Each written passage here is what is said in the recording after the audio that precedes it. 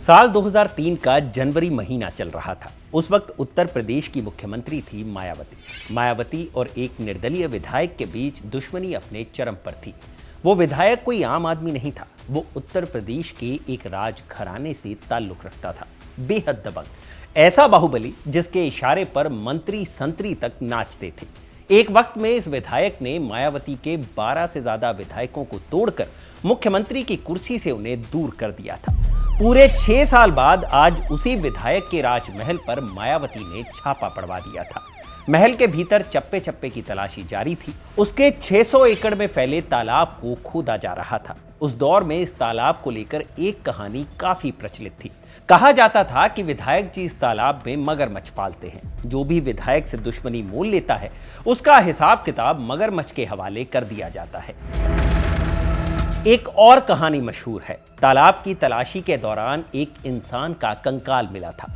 कहा जाता है कि यह उसी इंसान का कंकाल था जिसने एक बार उस विधायक की गाड़ी को टक्कर मार दी थी, जिसके बाद विधायक के लोगों ने उसे मारकर तालाब में फेंक दिया था। इधर महल की तलाशी के दौरान उस विधायक के घर से AK-47 मिलती है। मायावती की सरकार उस विधायक को प्रिवेंशन ऑफ टेररिज्म एक्ट यानी पोटा के तहत आतंकी घोषित कर देती है। ये वही दबंग विधायक था जिसे कभी भाजपा के कद्दावर नेता कल्याण सिंह ने कुंडा का गुंडा कहा था। राजनीति के विडंबनापूर्ण खेल को देखिए। हालात ऐसे बने कि बाद में उन्हीं कल्याण सिंह को इस विधायक को अपने मंत्रिमंडल में शामिल करना पड़ा। तो किस्सा के इस एपिसोड में कहानी एक ऐसे विधायक की सुनाएंगे जिसने आज तक कभी किसी पार्टी के टिकट पर चुनाव नहीं लड़ा, लेकिन दबदबा ऐसा कि निर्दलीय जीतकर भी 5-5 बार प्रदेश में कैबिनेट मंत्री के पद पर रहा। फिर चाहे सरकार भाजपा की हो या समाजवादी पार्टी की, जो खुद के लिए कहते हैं कि मैं राजा हूं लेकिन जनता का राजा, सत्ता का मोह नहीं, सत्य का साथ चाहिए। तो किस्सा के इस एपिसोड में आज कहानी रघुराज प्रताप सिंह और राजा भैया की।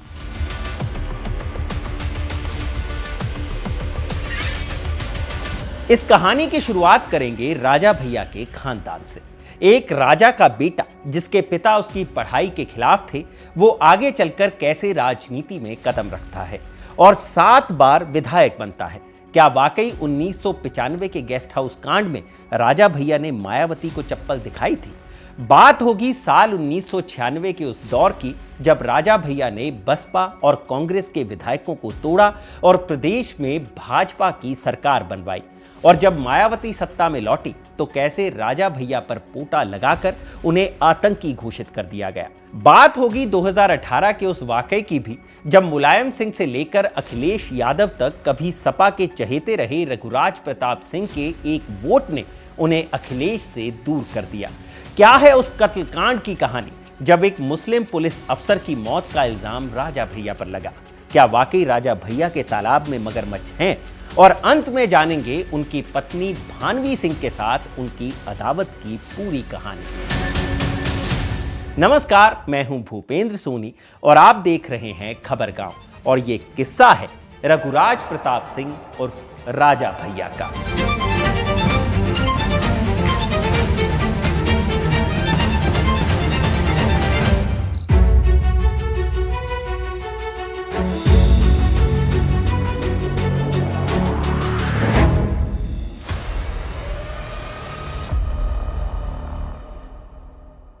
ये बात है भारत की आजादी से पहले की। देश तब छोटी छोटी रियासतों में बटा हुआ था। उन्हीं रियासतों में एक नाम था भद्री। ये आज के उत्तर प्रदेश के प्रतापगढ़ जिले का हिस्सा था।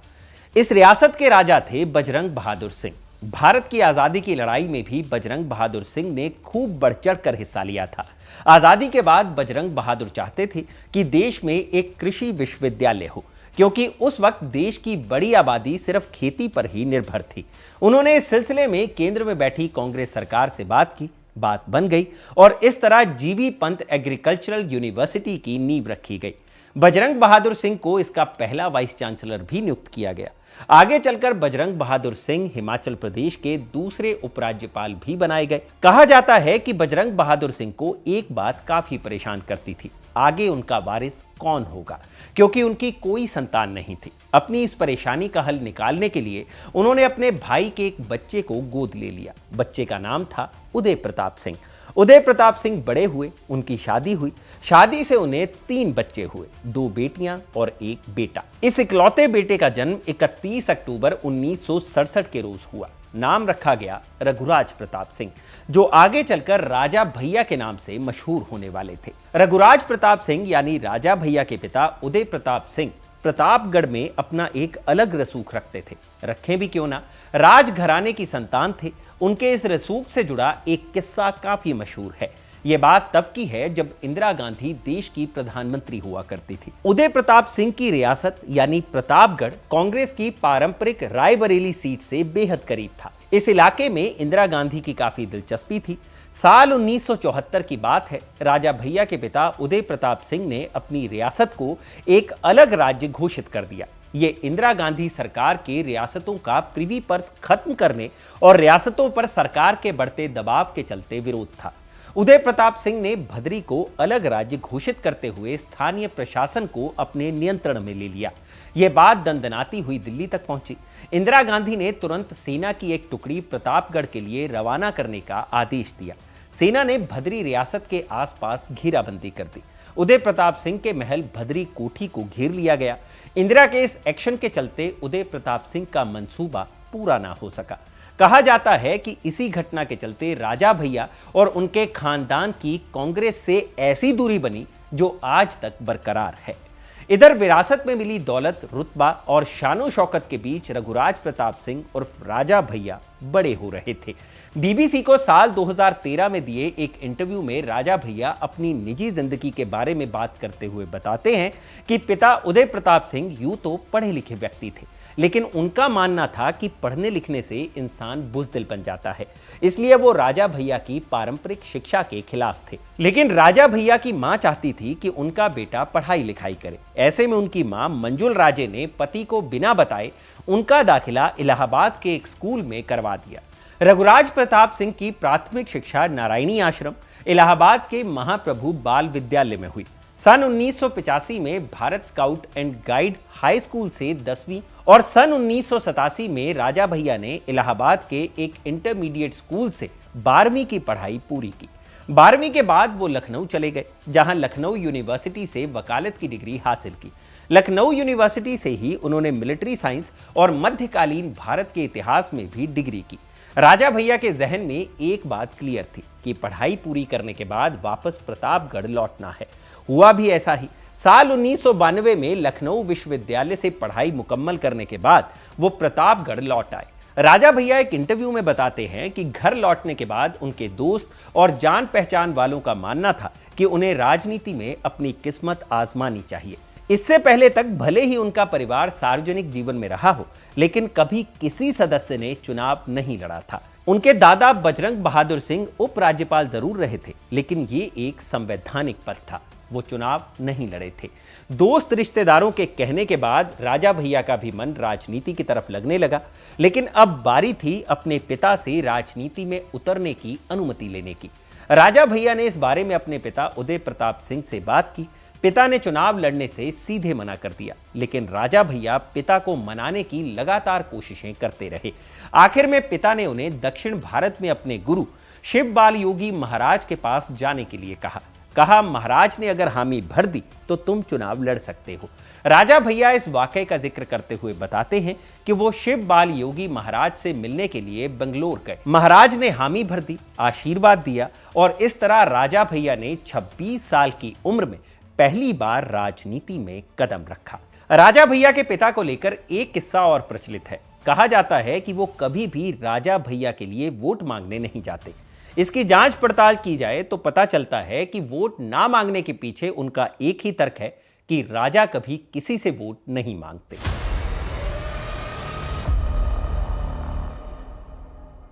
साल 1993 चल रहा था। उत्तर प्रदेश विधानसभा का चुनाव होने वाला था। रघुराज प्रताप सिंह उर्फ राजा भैया प्रतापगढ़ के कुंडा विधानसभा सीट से निर्दलीय पर्चा भरते हैं। उनका चुनाव चिन्ह था ढाल तलवार। चुनाव हुए, नतीजा आया। पहले ही चुनाव में कुंडा विधानसभा में पड़े 70% वोट राजा भैया के खाते में गए और इस तरह समाजवादी पार्टी के उम्मीदवार ताहिर हसन को हराकर राजा भैया पहली बार कुंडा विधानसभा सीट से निर्दलीय विधायक बनते हैं। इधर सूबे में किसी भी पार्टी को पूर्ण बहुमत नहीं मिलता।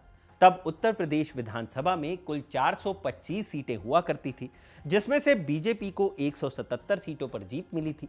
समाजवादी पार्टी के खाते में 109 और बहुजन समाज पार्टी यानी बसपा 67 सीटों पर सिमट गई थी। किसी के पास बहुमत नहीं था। लेकिन राजनीति का खेल ही ऐसा है कि अगर नंबर पूरे नहीं हैं तो नंबर जुगाड़े जाते हैं। लिहाजा मुलायम सिंह यादव की सपा और कांशीराम की बसपा ने गठबंधन कर लिया। दिसंबर 1993 में कांग्रेस, दूसरे छोटे दलों और निर्दलीय उम्मीदवारों के सहयोग से नई सरकार बनी। मुलायम सिंह यादव उत्तर प्रदेश के मुख्यमंत्री बने। कुछ महीनों तक गठबंधन ठीक ठाक चलता रहा, लेकिन धीरे धीरे दोनों दलों के बीच मनमुटाव बढ़ने लगा। असल में ये कोई वैचारिक गठबंधन नहीं था, ये सत्ता हासिल करने के लिए किया गया गठबंधन था। यही कारण था कि दोनों दलों में विश्वास की कमी थी। एक तरफ मुलायम सिंह यादव सरकार बनने के बाद से ही बसपा के विधायकों को तोड़ने में लगे थे, वहीं दूसरी तरफ मायावती भी उनके कामकाज पर पूरी तरह नजर गड़ाए हुए थी। पहले मायावती ने मुलायम सिंह के कार्यों की सार्वजनिक आलोचना शुरू की, फिर कांशीराम ने, जिसके बाद दोनों दलों में दूरी बढ़ने लगी। फिर आई तारीख 23 मई 1995। मुलायम सिंह यादव गठबंधन में पड़ी दरार के मसले को सुलझाने के लिए कांशीराम से बात करना चाहते थे। इसी दौरान का एक किस्सा उत्तर प्रदेश के मुख्य सचिव रहे TSR सुब्रमण्यम अपनी किताब जर्नीज थ्रू बाबूडम एंड नेतालैंड में बयां करते हैं। वो लिखते हैं, एक बार कांशीराम लखनऊ आए और सर्किट हाउस में ठहरे। उनसे पहले से समय लेकर मुलायम सिंह उनसे मिलने पहुंचे। उस समय कांशीराम अपने राजनीतिक सहयोगियों के साथ मंत्रणा कर रहे थे। उनके स्टाफ ने मुलायम से कहा कि वो बगल के कमरे में बैठकर कांशीराम के काम से खाली होने का इंतजार करें। कांशीराम की बैठक 2 घंटे तक चली। जब कांशीराम के सहयोगी बाहर निकले तो मुलायम ने समझा कि अब उन्हें अंदर बुलाया जाएगा, लेकिन ऐसा कुछ नहीं हुआ। 1 घंटे बाद जब मुलायम ने पूछा कि अंदर क्या हो रहा है, तो उन्हें बताया गया कि कांशीराम दाढ़ी बना रहे हैं और इसके बाद वो स्नान करेंगे। मुलायम बाहर ही इंतजार करते रहे। इस बीच कांशीराम थोड़ा सो भी लिए। 4 घंटे बाद वो मुलायम सिंह से मिलने बाहर आए। सुब्रमण्यम आगे लिखते हैं कि वहां मौजूद मेरे जानने वालों का कहना है कि इस बात का तो पता नहीं कि उस बैठक में क्या हुआ, लेकिन यह साफ था कि जब मुलायम कमरे से बाहर निकले तो उनका चेहरा लाल था। कांशीराम ने यह भी मुनासिब नहीं समझा कि वो उत्तर प्रदेश के मुख्यमंत्री को बाहर उनकी कार तक छोड़ने आते। इस बैठक से यह साफ हो चुका था कि अब बसपा और सपा की राहें अलग हो सकती हैं। इसके बाद कांशीराम ने बीजेपी नेता लालजी टंडन को फोन घुमाया। फोन पर बीजेपी बसपा गठबंधन को लेकर बात हुई।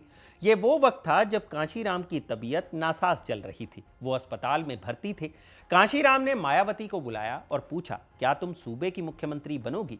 मायावती ने हामी भर दी। 1 जून 1995 की बात है। मायावती लखनऊ पहुंची और सपा बसपा के 1.5 साल पुराने गठबंधन को खत्म करने की जानकारी तब के राज्यपाल मोतीलाल वोरा को दी। इसके साथ ही बीजेपी के साथ नई सरकार बनाने का दावा भी पेश कर दिया। फिर आई तारीख 2 जून 1995। इस दिन को उत्तर प्रदेश के इतिहास का काला दिन भी कहा जाता है। मायावती लखनऊ में ही स्टेट गेस्ट हाउस में बसपा विधायकों के साथ मीटिंग कर रही थी। उधर मायावती के मुलायम सरकार से समर्थन वापस लेने के ऐलान के बाद से ही मुलायम सिंह का पारा 7वें आसमान पर था। मुलायम सिंह ने अपने कुछ समर्थकों को उस दिन गेस्ट हाउस भेज दिया। इन समर्थकों को एक टास्क दिया गया। उस समय बसपा के एक बागी नेता राज बहादुर के नेतृत्व में पहले ही 12 विधायक टूटकर सपा के समर्थन में आ चुके थे, लेकिन उस वक्त के दल बदल कानून के चलते बसपा के 67 में से कम 1/3 विधायकों का टूटना जरूरी था। टास्क था कि कुछ विधायकों को समझाकर या डरा धमकाकर अपनी तरफ कर लिया जाए। मुलायम सिंह के समर्थक बाहुबलियों की फौज गेस्ट हाउस पहुंच गई। हाथापाई शुरू हो गई। कई लोग घायल हुए। बसपा की तरफ से तब यह भी आरोप लगाया गया था कि गेस्ट हाउस के कॉन्फ्रेंस रूम से कुछ विधायकों का अपहरण करने की कोशिश भी की गई। कहा जाता है कि मुलायम सिंह ने अपने जिन दबंग समर्थकों को गेस्ट हाउस भेजा था, उनमें रघुराज प्रताप सिंह उर्फ राजा भैया भी शामिल थे। दावे यहां तक किए जाते हैं कि गेस्ट हाउस के भीतर घुसकर राजा भैया ने मायावती को चप्पल तक दिखाई थी। हालांकि इस बारे में जब जब इंटरव्यूज में राजा भैया से सवाल पूछा जाता है, वो इस दावे को नकारते हुए कहते हैं कि वो उस दिन अपने गांव में थे और वो इस तरह की ऊंची हरकत कतई नहीं कर सकते। ये उनके संस्कार में नहीं है। खैर, गेस्ट हाउस कांड के अगले ही दिन यानी 3 जून 1995 को बीएसपी और बीजेपी मिलकर नई सरकार बनाते हैं। मायावती पहली बार उत्तर प्रदेश की मुख्यमंत्री बनती हैं, लेकिन यह गठबंधन भी ज्यादा दिन नहीं चल पाता है। 17 अक्टूबर 1995 के दिन बीजेपी सरकार से अपना समर्थन वापस ले लेती है, जिसके चलते मायावती को इस्तीफा देना पड़ता है। उत्तर प्रदेश लगातार राजनीतिक अस्थिरता से गुजर रहा था। कुछ ही महीनों में सरकारें बदल रही थी। सूबे में अगले कुछ महीनों तक राष्ट्रपति शासन लगा रहा। इसी दौरान साल 1996 में कुंडा विधानसभा क्षेत्र में एक ऐसी घटना हुई जिसके बाद राजा भैया का नाम दबंगई की फहरिस्त में अव्वल नंबर पर गिना जाने लगा। कुंडा विधानसभा के अंतर्गत एक गांव आता है जिसका नाम है दिलेरगंज। साल 1996 में इस गांव के 5 मुस्लिम घरों में राजा भैया के समर्थकों ने आग लगा दी। इतना ही नहीं, आरोप लगे कि जो 3 लड़कियां जान बचाकर भाग रही थी उन्हें जान से मार दिया गया। हालांकि राजा भैया से जब इस विषय पर सवाल पूछा जाता है तो वो खुद को इस मामले से अलग करते हुए दिखाई देते हैं, लेकिन इतना तो था कि राजा भैया अब अपने क्षेत्र के बाहुबली नेता बन चुके थे। किसी की भी उनके खिलाफ चूं करने की भी हिम्मत नहीं थी। इधर उत्तर प्रदेश में राष्ट्रपति शासन लगा हुआ था। साल 1996 में एक बार फिर चुनाव हुए।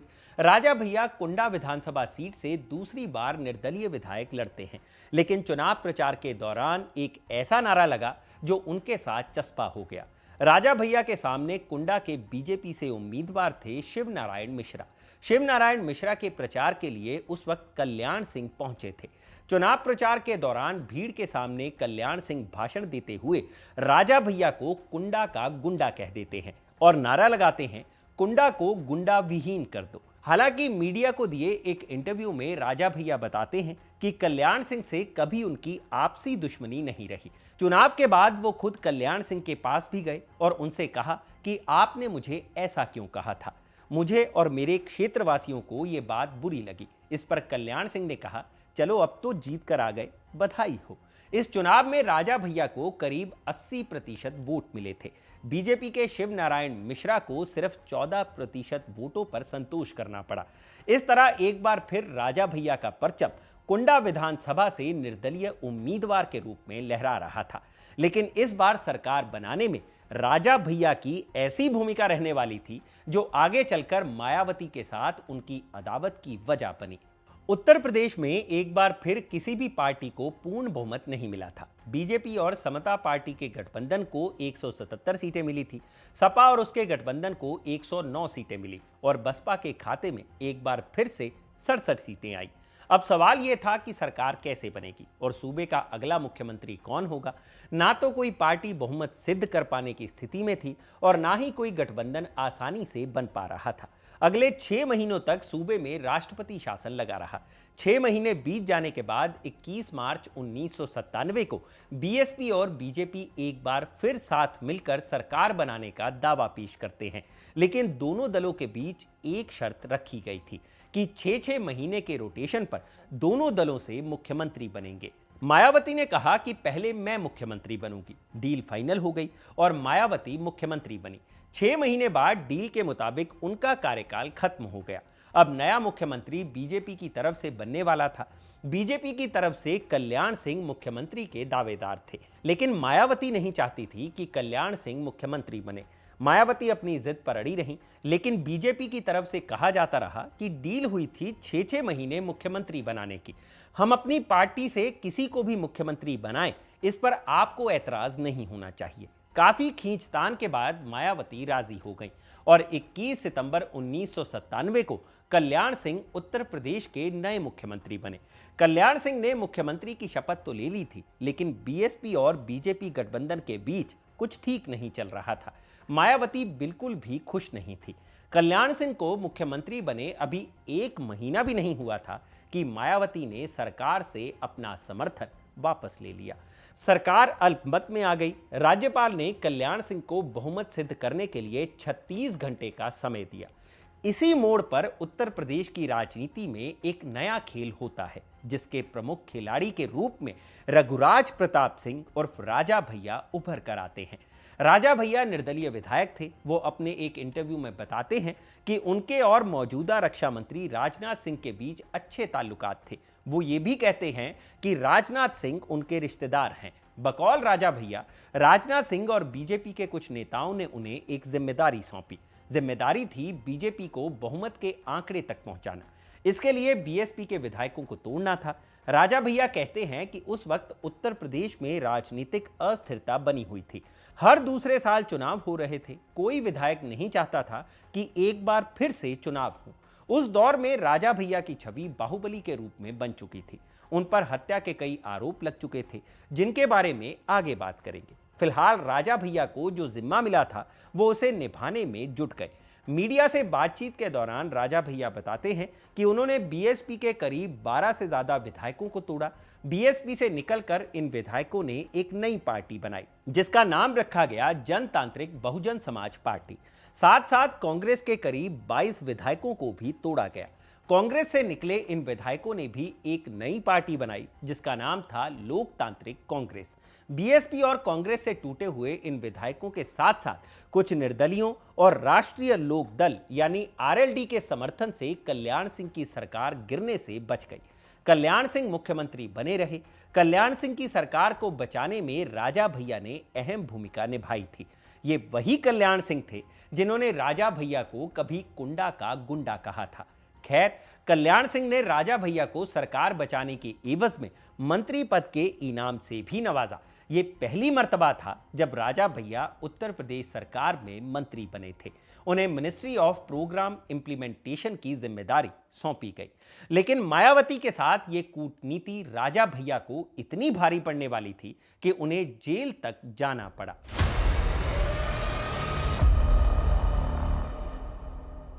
कहते हैं वक्त का पहिया घूमता रहता है, और यही पहिया साल 2002 में उत्तर प्रदेश और राजा भैया के लिए भी घूमा। कल्याण सिंह सरकार का कार्यकाल पूरा होने के बाद उत्तर प्रदेश में एक बार फिर विधानसभा चुनाव होते हैं। राजा भैया एक बार फिर कुंडा से निर्दलीय चुनाव जीत जाते हैं। इधर सूबे की राजनीति में एक बार फिर ऐसा हुआ था कि किसी एक दल ने पूर्ण बहुमत का आंकड़ा नहीं छुआ था। ऐसे में भाजपा और बसपा एक बार फिर एक होकर सरकार बनाने का फैसला करते हैं।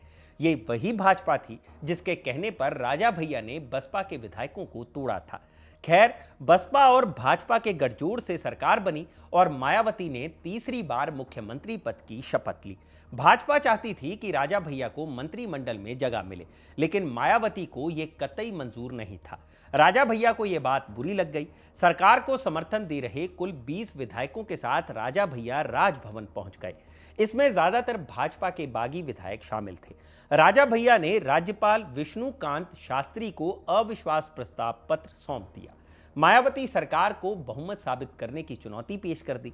हालांकि बीजेपी ने अपने बागी विधायकों को मना लिया और सरकार गिरने से बच गई।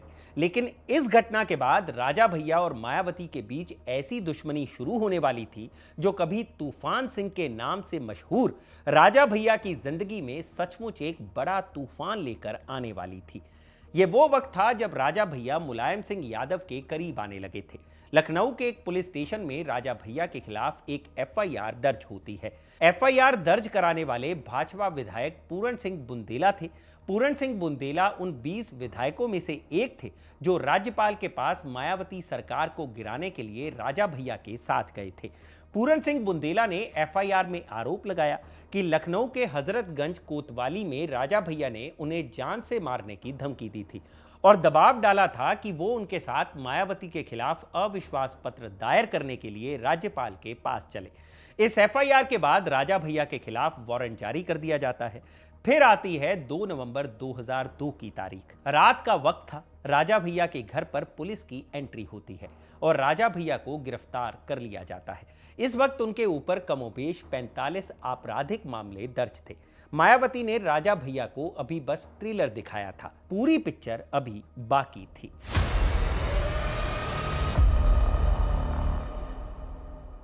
साल 2003 का शुरुआती महीना चल रहा था। राजा भैया को जेल में गए अभी कुछ ही महीने हुए थे। मायावती की सरकार ने भदरी में राजा भैया के पिता उदय प्रताप सिंह के महल और बेती में राजा भैया की कोठी पर छापा मरवा दिया। उस जमाने में एक किस्सा काफी प्रचलित था कि बेती में राजा भैया के पास 600 एकड़ जमीन में तालाब फैला हुआ है। इस तालाब में वो मगरमच्छ पालते हैं। कहा यह भी जाता था कि जो उनसे दुश्मनी मोल लेता था उसे वो इस तालाब में फिकवा देते थे और मगरमच्छ उन्हें खा जाते थे।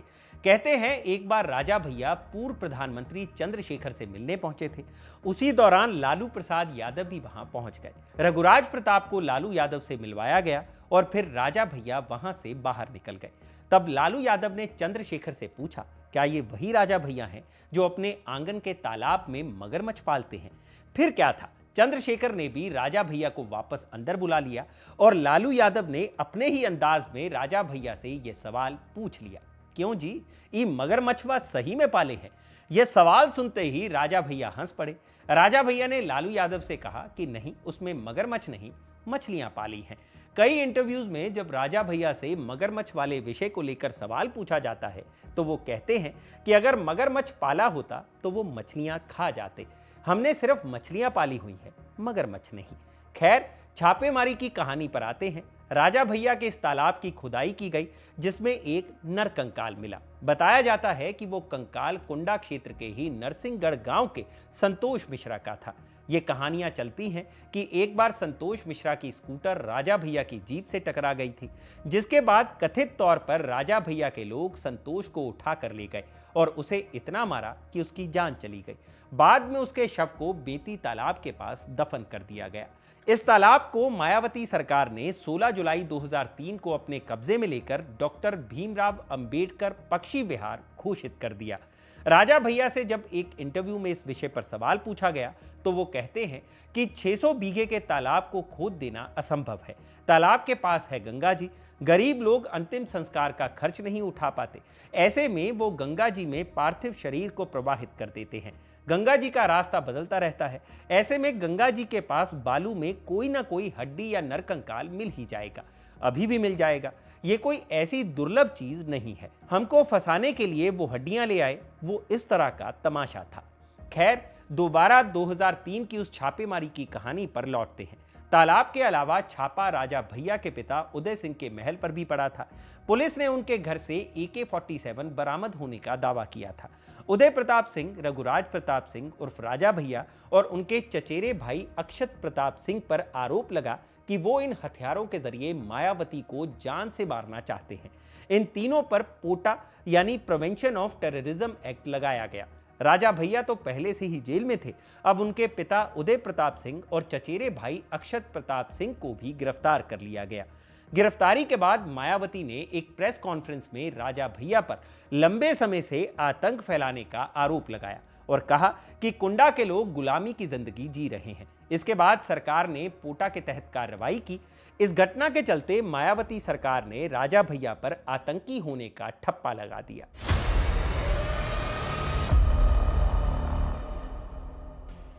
कहते हैं दुश्मन का दुश्मन दोस्त होता है और ऐसा ही एक वाकया राजा भैया और मुलायम सिंह की दोस्ती का भी देखने को मिलता है, जो उस वक्त मायावती के धुर विरोधी थे। साल 2003 का अगस्त महीना आते आते बीजेपी और बीएसपी का गठबंधन एक बार फिर डगमगाने लगा था। बीजेपी ने अपना समर्थन वापस ले लिया, सरकार गिर गई, मायावती को इस्तीफा देना पड़ा। इस पूरे घटनाक्रम के दौरान बीएसपी के कुछ विधायक मुलायम सिंह की सपा में शामिल हो जाते हैं। कहा जाता है कि जेल में रहते हुए राजा भैया ने ही इन विधायकों को बीएसपी से तोड़ा था। खैर, इसकी सच्चाई जो भी हो, मुलायम सिंह यादव यूपी विधानसभा में बहुमत साबित करने में कामयाब हो जाते हैं और इस तरह साल 2003 के सितंबर महीने में मुलायम सिंह यादव एक बार फिर उत्तर प्रदेश के मुख्यमंत्री के तौर पर शपथ लेते हैं।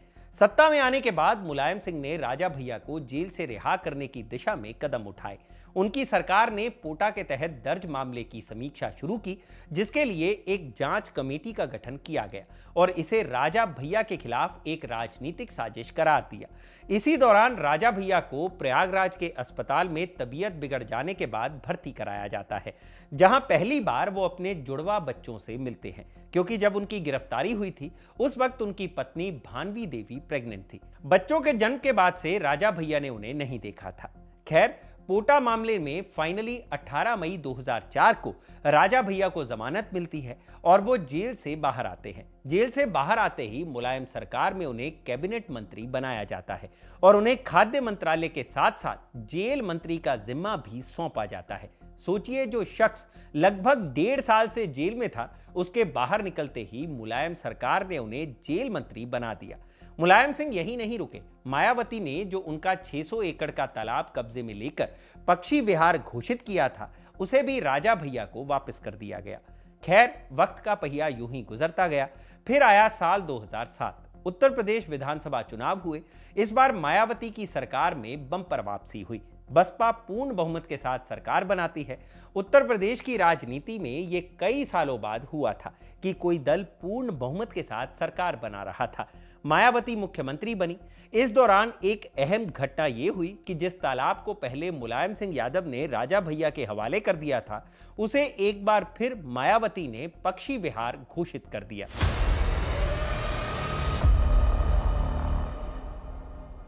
मायावती की सरकार के दौरान राजा भैया दर्जनों आरोप प्रत्यारोप के दौर से गुजर रहे थे। उस दौरान में उनकी एक हादसे में जान जाते जाते भी बची। हुआ ये कि साल 2009 का मार्च महीना चल रहा था। कहा जाता है कि राजा भैया को घुड़सवारी और हवाई जहाज उड़ाने का काफी शौक है। ऐसे ही एक बार वो 2 सीटर हवाई जहाज लेकर आसमान की सैर पर निकल पड़े। पायलट राजा भैया प्लेन में बैठकर प्रतापगढ़ के हिस्से में आसमान से बातें कर रहे थे। तभी अचानक प्लेन ने अपना कंट्रोल खो दिया। हवाई जहाज सीधे जमीन पर आ गिरा। यह हादसा प्रतापगढ़ जिले के हथिगवां क्षेत्र के धीमी गांव में हुआ था। गनीमत रही कि राजा भैया की जान बाल बाल बच गई, लेकिन उनके पैर में गंभीर चोट आई, जिससे वो लंबे समय तक चल फिर नहीं पाए। साल यूं ही बीतता गया। प्लेन क्रैश के हादसे में आई चोट से राजा भैया अब उबर चुके थे। राजनीति में पूरी तरह सक्रिय थे, लोगों से मिलजुल रहे थे। अभी भी मुख्यमंत्री मायावती ही थी। साल 2010 के दिसंबर महीने की बात है। राजा भैया के चुनावी क्षेत्र कुंडा में ब्लॉक प्रमुख के चुनाव हो रहे थे। बीएसपी की तरफ से मनोज शुक्ला उम्मीदवार थे। 19 दिसंबर 2010 की तारीख थी। चुनाव कराने के लिए जो बीडीसी यानी ब्लॉक डेवलपमेंट काउंसिल के सदस्यों को नियुक्त किया गया था, उनका अपहरण हो गया। शक की सुई राजा भैया की तरफ गई। इसके बाद मनोज शुक्ला की शिकायत पर राजा भैया समेत 11 लोगों पर मुकदमा दर्ज कर लिया गया। फिर गिरफ्तारी हुई। इस मामले में भी राजा भैया को करीब 5 महीने तक जेल में गुजारने पड़े। यह मामला सालों तक चलता रहा। साल 2024 में मनोज शुक्ला ने खुद इस केस को वापस ले लिया। तब जाकर राजा भैया पर से ये केस खत्म हुआ।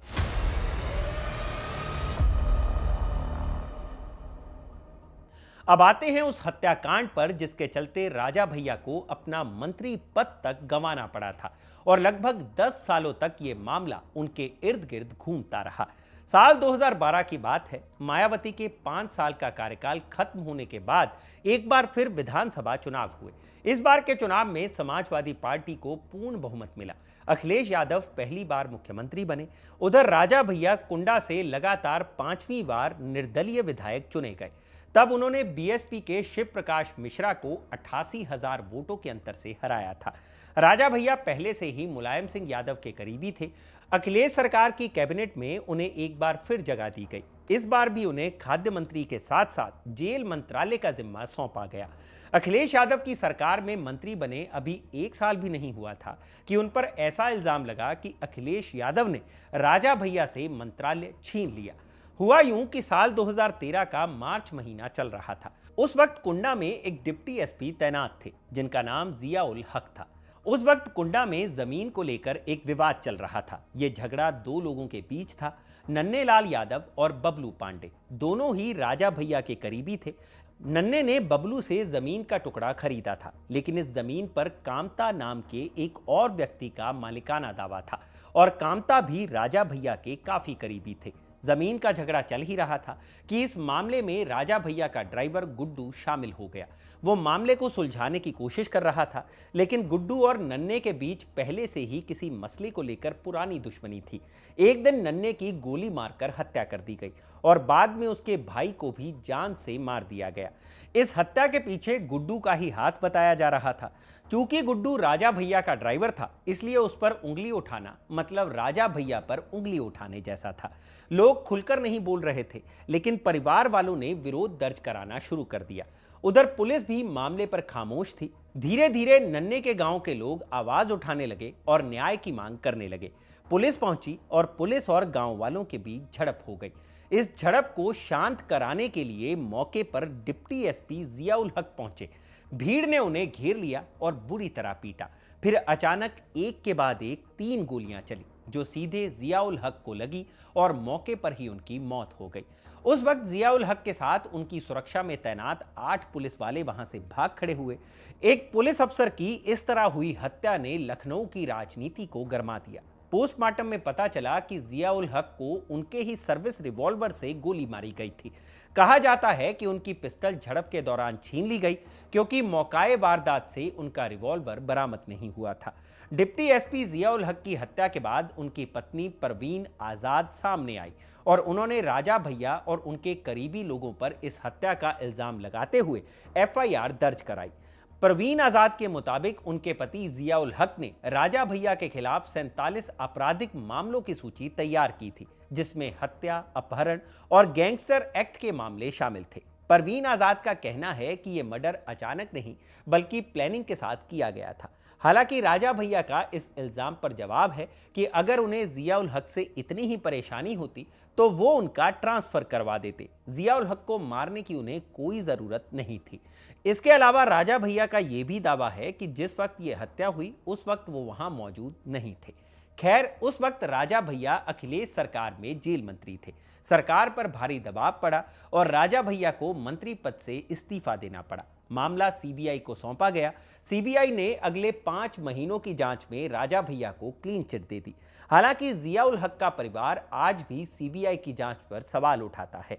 सीबीआई के क्लीन चिट देने के 2 महीने बाद राजा भैया एक बार फिर अखिलेश सरकार में उसी मंत्री पद की शपथ लेते हैं जिससे उनका इस्तीफा ले लिया गया था। हालांकि यह मामला यहीं खत्म नहीं हुआ था। 2014 में सीबीआई की स्पेशल कोर्ट ने सीबीआई की क्लोजर रिपोर्ट को खारिज कर दिया। मामला कोर्ट में चलता रहा और साल 2022 में इलाहाबाद हाई कोर्ट ने सीबीआई कोर्ट के फैसले को पलट दिया और सीबीआई की क्लोजर रिपोर्ट को मान्यता दे दी। लेकिन 26 सितंबर 2023 को सुप्रीम कोर्ट ने हाई कोर्ट के दिए फैसले को पलट दिया और स्पेशल मजिस्ट्रेट के फैसले को बरकरार रखा और कहा कि एसजेएम ने जो 2014 में फैसला सुनाया था उसके आधार पर 3 महीने के अंदर सीबीआई अपनी इन्वेस्टिगेशन पूरी करे। इस फैसले के पीछे अहम बिंदुओं पर बात हुई जो 2014 में एसजेएम ने उठाए थे। दी वायर की रिपोर्ट के मुताबिक कोर्ट ने सीबीआई की जांच में खामियां पाई।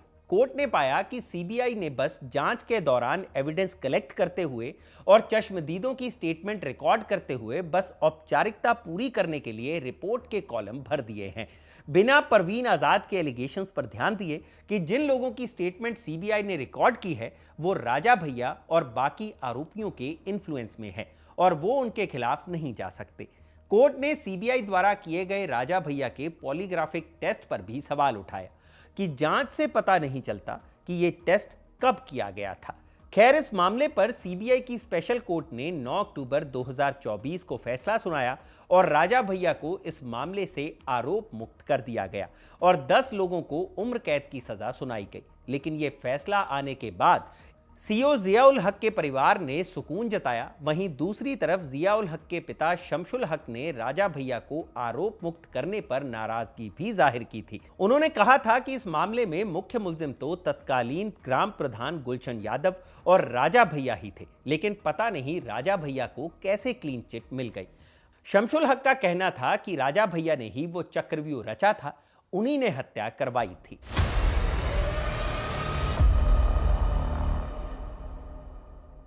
अब आते हैं उस वाकये पर जब अखिलेश के खास रघुराज प्रताप सिंह उर्फ राजा भैया की राहें उनसे अलग हो गई, जिसकी वजह थी अखिलेश और मायावती की नजदीकी।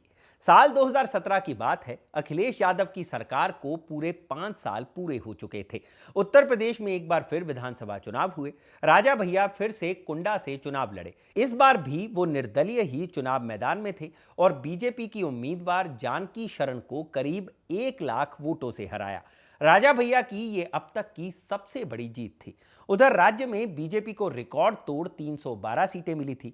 योगी आदित्यनाथ उत्तर प्रदेश के नए मुख्यमंत्री बने। इस चुनाव में समाजवादी पार्टी कांग्रेस के साथ मिलकर चुनाव लड़ रही थी, लेकिन उसे मुंह की खानी पड़ी। सपा को 47 और बसपा को महज 19 सीटें मिली थी। दोनों ही पार्टियां अर्श से फर्श पर आ गई थी। अगले 2 साल बाद यानी साल 2019 में लोकसभा चुनाव होने वाले थे। कांग्रेस सपा के साथ थी। धीरे धीरे बसपा की नजदीकियां सपा के साथ बढ़ने लगी।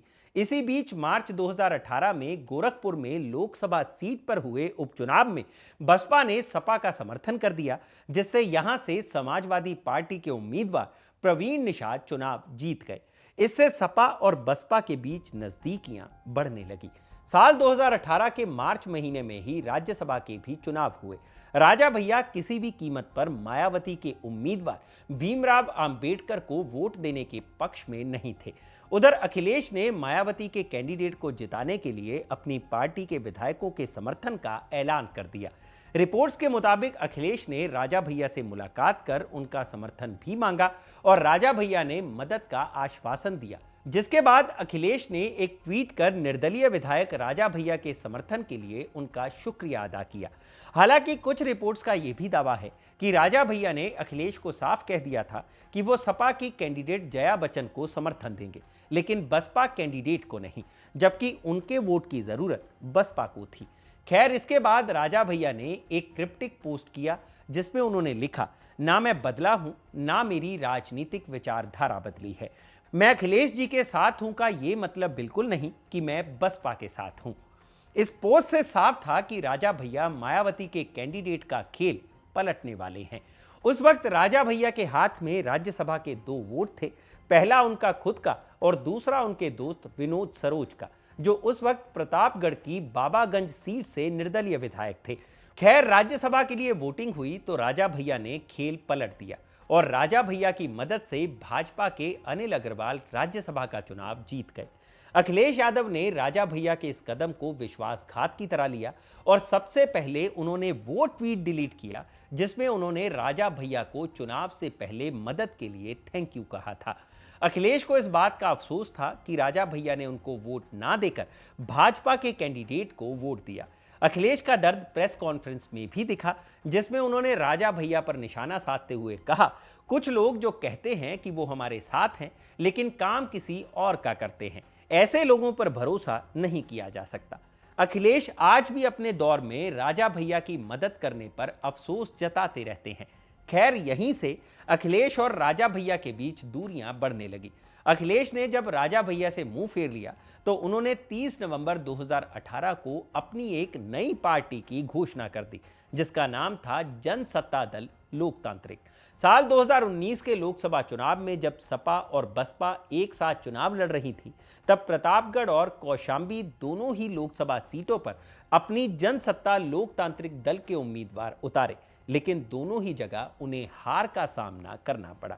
फिर आया साल 2022। योगी आदित्यनाथ के 5 साल का कार्यकाल खत्म होने के बाद एक बार फिर प्रदेश में विधानसभा चुनाव हुए। इस चुनाव में सपा ने 20 साल बाद राजा भैया के खिलाफ अपना कैंडिडेट खड़ा किया। समाजवादी पार्टी ने राजा भैया के खिलाफ उनके ही पुराने सहयोगी गुलशन यादव को चुनावी मैदान में उतारा था। ये वही गुलशन यादव है जिन पर सीओ जियाउल हक की हत्या का आरोप लगता रहा है। गुलशन कुमार के लिए प्रचार करते हुए अखिलेश यादव ने राजा भैया पर कटाक्ष करते हुए कहा कि कुंडा में कुंडी लगा देंगे। इस चुनाव में राजा भैया चुनाव तो जीत गए, लेकिन सपा के उम्मीदवार गुलशन यादव ने उनके पहले की जीत के अंतर को बेहद कम कर दिया। इस बार राजा भैया सिर्फ 30,000 वोटों के अंतर से जीते, जबकि इससे पहले के चुनाव में अंतर 1 लाख वोटों का था। इधर प्रदेश में एक बार फिर भाजपा की सरकार बनी थी। योगी आदित्यनाथ एक बार फिर मुख्यमंत्री बने थे। इस बीच राजा भैया योगी आदित्यनाथ के करीबी होते नजर आ रहे थे। बीजेपी और योगी आदित्यनाथ के समर्थन में बोलते हुए भी नजर आ रहे थे। लेकिन साल 2024 के लोकसभा चुनाव के करीब आते आते राजा भैया ने कुछ ऐसा किया कि अटकलें लगने लगी कि वो एक बार फिर सपा और अखिलेश यादव के करीब आने की कोशिश कर रहे हैं। दरअसल राजा भैया की जनसत्ता दल ने साल 2024 के लोकसभा चुनाव में प्रतापगढ़ और कौशांबी लोकसभा सीटों पर अपने उम्मीदवार नहीं उतारे। कौशांबी सीट से सपा उम्मीदवार पुष्पेंद्र सरोज उनके पास समर्थन लेने के लिए पहुंचे। राजा भैया ने उनके समर्थन का खुला ऐलान कर दिया। नतीजा यह हुआ कि बीजेपी प्रतापगढ़ और कौशांबी दोनों ही सीटें हार गई और दोनों ही सीटों पर सपा की जीत हुई। सपा को समर्थन देने के बावजूद राजा भैया फिलहाल स्पष्ट तौर पर किसी भी पार्टी या गठबंधन का हिस्सा नहीं है, लेकिन अखिलेश अभी भी उनसे नाराज दिखाई देते हैं। हाल ही में उन्होंने फिर बयान दिया कि इस बार राजा भैया का हारना तय है। रही बात योगी सरकार के साथ राजा भैया की नजदीकी की, तो वो भी खट्टी मीठी है। कभी राजा भैया भाजपा के राज्यसभा कैंडिडेट का समर्थन करते हैं, तो कभी विधानसभा में वो योगी सरकार पर हमलावर दिखाई देते हैं। हालांकि फिलहाल की बात करें तो अपने विरोधियों पर हमलावर रहने वाले राजा भैया पर उनकी अपनी ही पत्नी और बेटी हमलावर दिखाई दे रही हैं। तो जाते जाते उनके पारिवारिक विवाद पर भी एक नजर मार लेते हैं।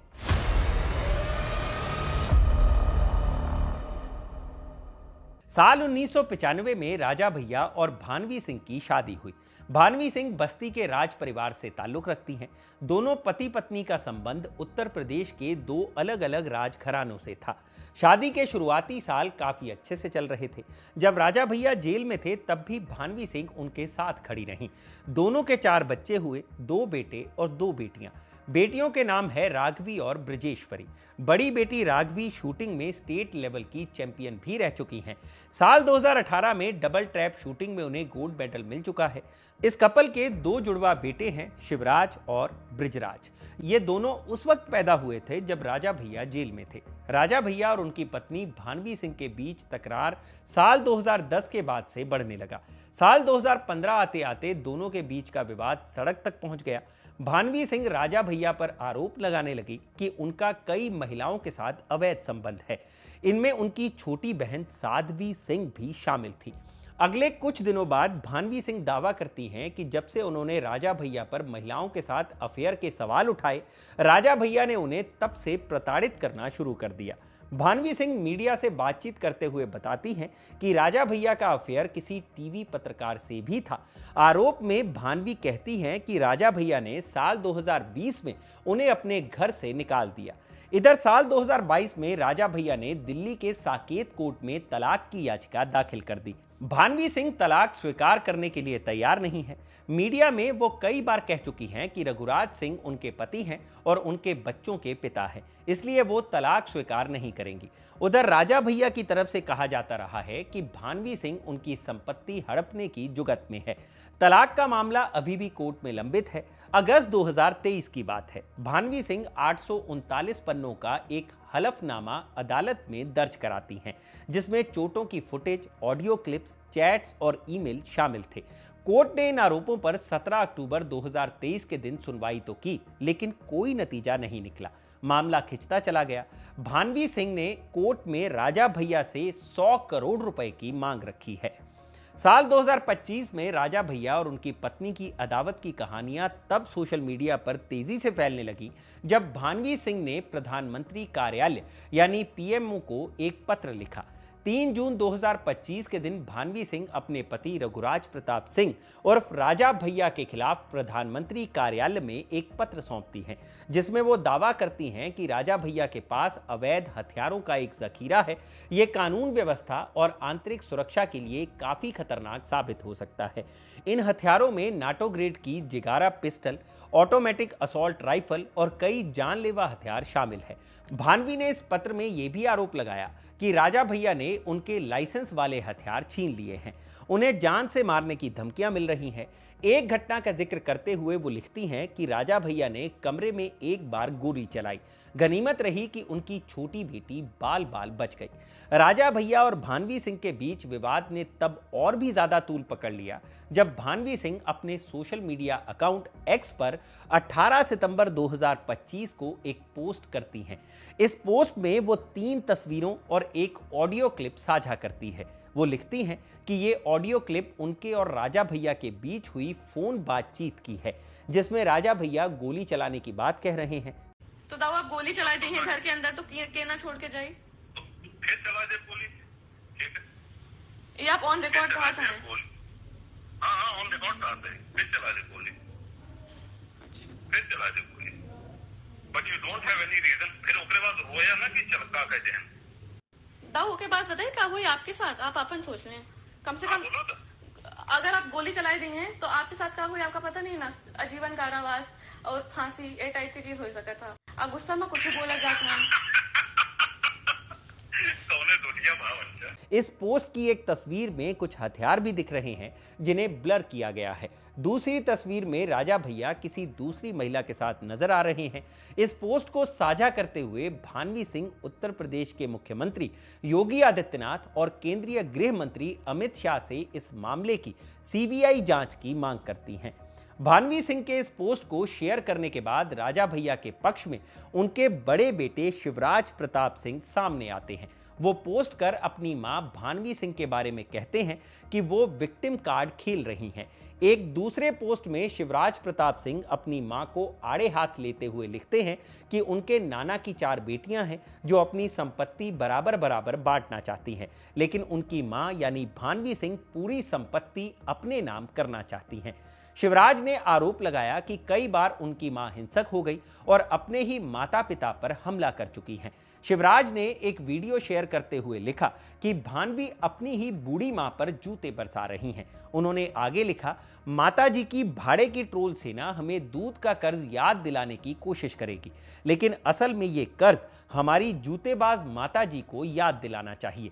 इसके बाद राजा भैया की दोनों बेटियां मां के सपोर्ट में आकर एक्स पर पोस्ट कर अपने भाई को जवाब देती हैं। राघवी ने लिखा, ममा के बजाय तुम इसे सपोर्ट कर रहे हो, ममा ने हम सबको बहुत प्यार किया है। दूसरी बेटी ने लिखा, इस वीडियो को ध्यान से देखो, वो किसी और का हाथ है काले स्वेटर में। जिसने पहले हमला किया वो साध्वी सिंह है। पूरे शहर को उसके कारनामों का पता है। साध्वी भानवी की बहन है जिस पर वो राजा भैया के साथ अफेयर के आरोप भी लगाती रही हैं। 24 सितंबर 2025 को भानवी अपने बेटे शिवराज को जवाब देते हुए लिखती हैं, प्रिय बेटा बड़कू, पूत कपूत सुने हैं लेकिन माता सुनी ना कुमाता। मुझे यह भरोसा नहीं हो रहा कि वाकई में मेरा कोई बेटा कपूत भी हो सकता है। इसके साथ भानवी ने एक वीडियो शेयर किया जिसमें उनके पिता खुद ये बताते नजर आए कि भानवी को पीटा गया था। भानवी ने लिखा, मुझे उम्मीद है तुम्हें एक दिन समझ आएगा कि तुम्हारी मां ने कितनी तकलीफें सही हैं। मैंने सिर्फ मजबूरी में मुंह खोला, फिर भी तुम्हारे करियर और तुम्हारी खुशी की दुआ करती हूं। बस इतना चाहती हूं कि दुनिया तुम्हें मेरा नालायक बेटा ना कहे। इस तरह से पारिवारिक झगड़ा सोशल मीडिया पर चल ही रहा था, तभी सोशल मीडिया पर राजा भैया का एक वीडियो तैरने लगा। ये वीडियो दशहरे के दिन का है। राजा भैया अपने तमाम हथियारों की पूजा कर रहे हैं। इस दृश्य को देखकर मानो ऐसा लग रहा था कि वो अपनी पत्नी भानवी सिंह को चिढ़ा रहे हों। उधर भानवी पर यूपी में हो रही एफआईआर से परेशान होकर उनकी बेटी राघवी ने एक वीडियो जारी कर योगी आदित्यनाथ से अपील करते हुए कहा कि अगर हमारी सुरक्षा और हमें न्याय नहीं दिला सकते तो मुझे, मेरी बहन, मेरी मां को एक बार में मरवा दीजिए। वो आरोप लगाती हैं कि राजा भैया के इशारे पर उनकी मां के खिलाफ मुकदमे दर्ज किए जा रहे हैं। खैर, ये पारिवारिक झगड़ा आने वाले वक्त में कहां तक पहुंचता है ये देखना दिलचस्प होगा, क्योंकि ये ऐसा मामला है जहां राजा भैया बैकफुट पर दिखाई देते हैं। इस पूरे वीडियो को देखने के बाद आपके मन में एक चीज तो तय हो गई होगी कि राजा भैया एक दबंग विधायक हैं। राजा भैया के क्रिमिनल पास्ट और उनके मगरमच्छों को लेकर मीडिया में काफी कहानियां घूमती हैं, लेकिन एक इंटरव्यू में वो एक तरफ ये साफ करते हैं कि जब ये कहा जाता है कि कुंडा में पत्ता भी राजा भैया की मर्जी से नहीं हिलता, तो ये फिल्मी डायलॉग से प्रभावित पत्रकारों के दिमाग की उपज है, जिसके चलते कुंडा में जो भी होता है वो कहीं ना कहीं उनसे जोड़ दिया जाता है। वहीं दूसरी तरफ इसी इंटरव्यू में जब राजा भैया से पूछा जाता है कि आपकी मर्जी के बिना कोई जिला पंचायत अध्यक्ष नहीं बन पाता, तो राजा भैया मुस्कुराते हुए जवाब देते हैं कि मर्जी के बिना की बात नहीं है, लेकिन जिला पंचायत अध्यक्ष हो या ब्लॉक प्रमुख, जिसे चाहा है वही बना है और जीता है। ये एक बयान बताता है कि प्रतापगढ़ में अगर आज भी किसी की चलती है तो वो है रघुराज प्रताप सिंह उर्फ राजा भैया। तो ये थी राजा भैया की जिंदगी से जुड़ी पूरी कहानी। ये किस्सा आपको कैसा लगा हमें कमेंट सेक्शन में जरूर बताइएगा। इस किस्सा को लिखा था मेरे साथी रब्बानी आजाद ने और इसे कैमरा के पीछे रिकॉर्ड किया है मेरे साथी सर्वेश ने। फिलहाल मुझे दीजिए इजाजत। मैं हूं भूपेंद्र सोनी। शुक्रिया।